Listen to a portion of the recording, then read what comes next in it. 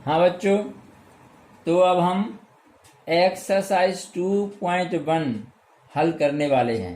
ठीक है, इसमें हमसे कहा क्या है कि हमें बहुत सारे ग्राफ दिए हुए हैं, आलेख दिए हुए हैं, जो कि किसी न किसी बहुपद के हैं। ठीक है, आपको उस आलेख को देखकर ये बताना है कि इस दिए गए बहुपद के कितने शून्यक हैं। ठीक है, जैसे कहीं सरल रेखा दिया हुआ है, कहीं परवलय बना हुआ है, इनको देख के हमें बताना है। ठीक है, तो इस पर संबंधित हमने आपको एक वीडियो पहले बनाया था, बहुपद, उसमें इसके बारे में बताया हमने आपको। ठीक है, आप देखेंगे वहां पर कि हम कैसे ग्राफ से जान जाते हैं कि शून्य कितने हैं। लेकिन हम फिर भी यहाँ थोड़ा दोहराते हैं, रिवीजन करते हैं। ठीक है, किसी बहुपद के शून्यक से क्या मतलब है। जैसे बच्चों, हमें कोई बहुपद दिया है P X is equal to आपका है 2x माइनस 10। ठीक है, तो इस बहुपद का शून्यक, ठीक है, अर्थात इसमें जो चर आपका x है, इसका ऐसा मान या वह मान जिसको इसमें रखकर हल करने से यह बहुपद शून्य हो जाए। ठीक है, शून्य का अर्थ है शून्य कर देने वाला, शून्य बना देने वाला। ठीक है, तो किसी बहुपद में लिए गए चर के बेमान जो बहुपद में रखने पर उस बहुपद को शून्य कर देते हैं, उस बहुपद के शून्य कहलाते हैं। ठीक है, अब आपको अच्छे से याद होगा क्या, जैसे यह रैखिक बहुपद है, तो रैखिक बहुपद के लिए शून्यकों की संख्या क्या होती है, या तो 1 होती है या फिर 0, बिल्कुल नहीं होते। ठीक है, फिर जैसे कोई आपका बहुपद है 2y² माइनस 6y माइनस 2, तो यह द्विघाती बहुपद है। ठीक है, इस बहुपद की घात 2 है, इसके अधिकतम शून्य कितने होंगे, 2 होंगे। ठीक है, या फिर 1 होगा या फिर बिल्कुल नहीं होगा, तो मैक्सिमम 2 हो सकते हैं, इससे अधिक शून्य नहीं होंगे। ठीक है, फिर जैसे कोई आपका त्रिघात बहुपद है 3y³ या यहाँ 5y³ कर लीजिए आप, 5y³ माइनस 6 है। ठीक है, इसके हमसे शून्य पूछे जाएं, तो चूंकि यह एक त्रिघात बहुपद है, चर की अधिकतम घात 3 है, तो जितनी ये घात होती है उतने ही अधिकतम शून्यक मिलते हैं। तो यहाँ पे आपको अधिकतम 3 शून्यक मिलेंगे, उससे कम या तो 2 होंगे या फिर 1 या फिर कोई भी शून्यक नहीं होगा, लेकिन अधिकतम 3 होंगे, 3 से अधिक नहीं होंगे। तो किसी बहुपद की जो घात होती है उसके अधिकतम उतने ही शून्यक हमें प्राप्त होते हैं। ठीक है, अब बच्चों आगे जैसे हमारे रैखिक बहुपद है, ठीक है, इसमें यदि हम इस चर x का मान 5 लें, अर्थात x इज इक्वल टू 5 रखें।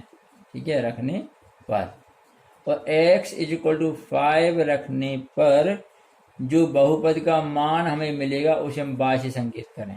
मिलेगा y इज इक्वल टू, यहाँ रखिए मान 2 इंटू आप 5 माइनस 10, ये आपका हो जाएगा 10 माइनस 10, तो y इज इक्वल टू आपका 0 आया, ये y इज इक्वल टू 0। ठीक है, तो देखिए बहुपद का मान शून्य हो गया, किसके लिए हुआ है, x इज इक्वल टू 5 के लिए शून्य हुआ है। ठीक है, अब ग्राफ में यदि हम जाएं तो हमें पता है यहाँ पे आपकी ये x अक्ष और आपकी ये y अक्ष। ठीक है, तो हम जानते हैं कि किस अक्ष पर y इज इक्वल टू 0 होता है, तो ये आपकी x अक्ष पूरी है। x अक्ष की आप किसी भी बिंदु पे जाइए, आपका हमेशा y निर्देशांक क्या होता है, 0 होता है किसी भी बिंदु के लिए। ठीक है, तो इसमें केवल हमें क्या है, x इज इक्वल टू 5, तो ये बिंदु कहाँ पे आएगा यदि हम देखें तो आपका ये है 1 2 3 4 5, ये बिंदु आपका। ठीक है, इसके लिए निर्देशांक आएंगे आपके 5 0। ठीक है, x की वैल्यू 5 और y इज इक्वल टू क्या आपका 0। तो हमारा जो ग्राफ रहेगा वह अनिवार्य रूप से इस बिंदु से होके जाएगा। ठीक है, और कोई भी आपके बहुपद का जब हम ग्राफ बनाते हैं तो वह ग्राफ जो है, आलेख जो है, जो भी हो, चाहे वह रेखा हो सकता है, वह परवलय हो सकता है, या अन्य कोई भी वक्र हो सकता है, वह एक्स अक्ष को जिस बिंदु पर प्रतिच्छेद करता है उस बिंदु का एक्स से निर्देशांक ही शून्य कहलाता है। ठीक है, बात क्लियर हो गई? क्योंकि उस एक्स के उस मान के लिए बहुपद का मान क्या है? शून्य हो जाता है। ठीक है, तो आगे हम अब जो ग्राफ हमको दिए हुए हैं उनको देख के अपन मान प्राप्त करते हैं। जरा देखिए आप। हाँ बच्चों, पहले क्वेश्चन में हमें इस तरह का ग्राफ दिया है। आपकी एक्स अक्ष, ये वाई अक्ष, एक सरल रेखा मिल रही है हमको। ठीक है, तो बच्चों देखिए, पहली बात तो सरल रेखा है। सरल रेखा अर्थात ये आपको जो बहुपद पी एक्स है, ये कैसा बहुपद होगा? ये होगा आपका रैखिक बहुपद। ठीक है, अब ये सरल रेखा एक्स अक्ष के समांतर है, अर्थात ये एक्स अक्ष को कहीं नहीं काटेगी, चाहे उसको बाएं तरफ बढ़ाया जाए चाहे दाएं तरफ बढ़ाया जाए, कितना भी बढ़ाया जाए, ये एक्स अक्ष को नहीं काटेगी। तो हमें एक्स का ऐसा कोई मान मिलेगा नहीं जिसके लिए बहुपद का मान क्या हो जाए? शून्य हो जाए। ठीक है, तो यहाँ इस वाले बहुपद के लिए हमें कोई शून्य प्राप्त नहीं होगा। ये रेखा कभी भी एक्स अक्ष को टच नहीं करेगी। ठीक है, अर्थात एक्स का ऐसा कोई मान नहीं है जिसके लिए बहुपद क्या हो जाए? कभी 0 हो जाए। ठीक है, ये आपका हमें इस ग्राफ में एक भी शून्यक नहीं मिलेंगे। ठीक है, हाँ, यदि यह रेखा इस प्रकार से होती है आपके ऐसे, तो ये जिस बिंदु पर एक्स अक्ष को काटती, एक्स उस बिंदु का एक्स निर्देशांक ही हमारा शून्यक कहलाता। हमें एक शून्यक मिलता केवल वहां पे, यहाँ एक भी शून्यक नहीं मिलेगा। ठीक है बच्चों, आगे देखिए आप, दूसरे ग्राफ में हमें क्या दिया हुआ है। हाँ बच्चों, दूसरा ग्राफ इस प्रकार से है। ठीक है, देखिए बच्चों, ये ग्राफ जो है आपका इस पॉइंट पर, ठीक है, एक्स अक्ष को काट रहा है। अब केवल ऐसा एक ही बिंदु है। ठीक है, इसका मतलब है कि ये जिस बहुपद का ग्राफ है उसका कितना, कम से कम ये एक बिंदु आ रहा ना आपका, एक शून्य हमें प्राप्त होगा। ठीक है, तो आगे बढ़ते हैं। तीसरा क्वेश्चन देखिए। हाँ बच्चों, तीसरा जो क्वेश्चन है उसमें ग्राफ इस प्रकार से दिया हुआ आपका। ठीक है, इसमें देखिए ये ग्राफ जो है एक्स अक्ष को कहाँ कहाँ काटते हुए जा रहा है। एक बिंदु तो आपका ये है, एक बिंदु आपका ये है, और एक बिंदु आपका ये है।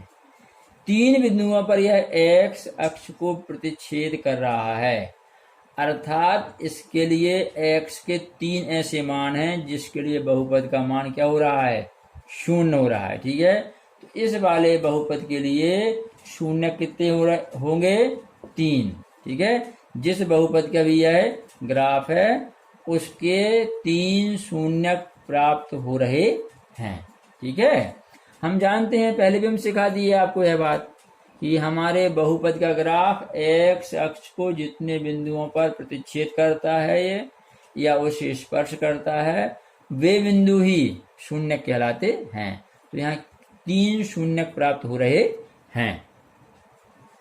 हाँ बच्चों, अगला क्वेश्चन जो है उसमें इस तरह का ग्राफ दिया हुआ है। तो देखिए, सबसे पहले यह ग्राफ किस प्रकार का है? परवलय के आकार का है। तो आपको याद होगा कि परवलयाकार ग्राफ किसका बनता है? द्विघात बहुपद का।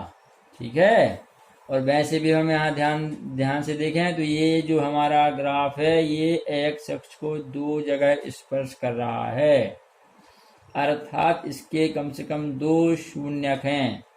ठीक है, या फिर x के ऐसे 2 मान हैं जिसके लिए बहुपद का मान 0 होगा, अर्थात इस बहुपद की अधिकतम घात कितनी होगी?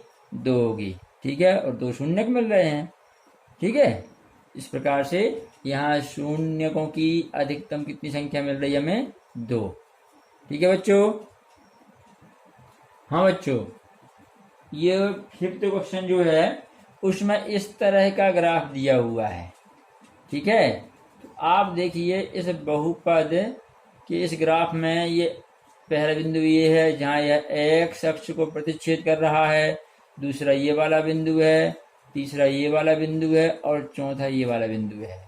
यह एक्स अक्ष को 4 बिंदुओं पर प्रतिच्छेद कर रहा है।